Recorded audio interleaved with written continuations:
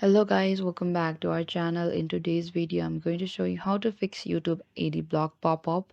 To address YouTube AdBlock pop-ups within the YouTube app on mobile devices, you can follow these steps. First, you need to update your YouTube app.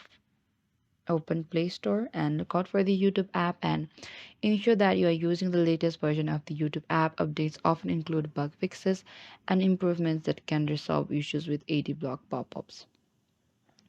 Or you could also try the clearing app cache and the data. What you have to do is go back, press the YouTube app like this, go to the app information, select the storage and cache over here, and in the bottom there's an option for clear storage. Tap on that and tap on the OK option to clear your storage as well.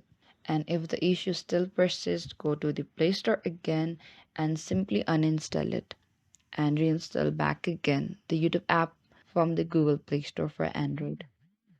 And if none of these steps resolve the issue, you may need to contact YouTube support for further assistance. This is it, guys. Thank you for watching this video. I hope I could help you.